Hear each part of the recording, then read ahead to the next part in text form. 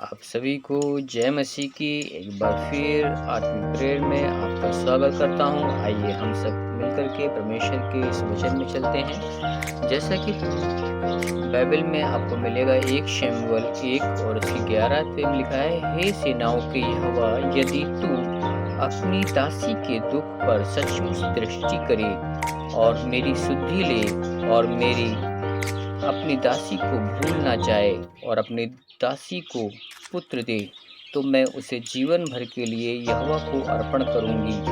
मेरे प्रियो, इस वचन में हम हन्ना ने परमेश्वर से कहा कि अगर तू मुझे पुत्र देगा तो मैं उसके जीवन भर के लिए तुझे अर्पण करूंगी।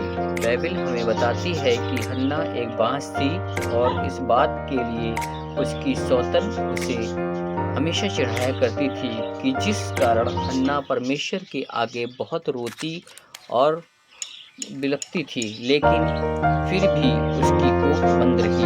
हन्ना परमेश्वर से इसलिए मांग रही थी कि वो अपनी सौतन को जवाब दे सके, लेकिन कुछ नहीं हुआ। जब हन्ना ने परमेश्वर से उसकी महिमा के लिए मांगा तो यहोवा ने उसकी कोख खोल दी और उसे बेटा दिया, जिसका नाम शमूएल रखा। आज हम कैसे मांगते हैं परमेश्वर से?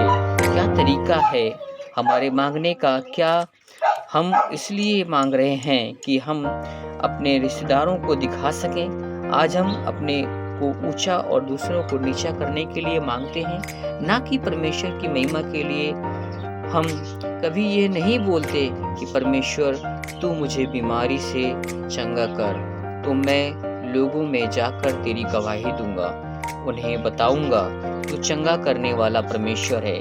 हम परमेश्वर की महिमा के लिए नहीं मांगते, फिर भी कहते हैं कि हमें क्यों नहीं मिलता, क्योंकि परमेश्वर देखता है कि हम किस मकसद के लिए मांग रहे हैं। आज हम परमेश्वर से कहते हैं कि प्रभु मुझे फाइनेंशियल ब्लेसिंग कीजिए कि मेरा ये काम हो जाए, वो काम हो जाएगा। कभी ये नहीं बोलते कि परमेश्वर मुझे फाइनेंशियल बैलेंस ब्लेसिंग कर, ताकि मैं उस समाचार को बढ़ाने में मदद कर सकूं। अगर आप मांगने का तरीका ईश्वरीय है तो आप बिना आशीष के नहीं रह सकते। जरा सोचिए, हन्ना कितने सालों तक परमेश्वर के आगे रोती रही, लेकिन उदाहरण के तौर पे जिस तरह ट्रेन में बैठकर ड्राइवर पर भरोसा रखते हैं वो हमें सही स्टेशन पर ले जाएगा, उसी तरह हम भी परमेश्वर के नाम में बैठे तो हमारा भरोसा उसकी सामर्थ पर होना चाहिए। वो हमें डूबने नहीं देगा। यह प्रार्थना आपके द्वारा की जाए।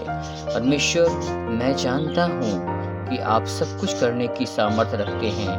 परमेश्वर, आज से मैं हर परिस्थितियों में अपना भरोसा परमेश्वर आपकी सामर्थ पर रखूंगा। आमीन।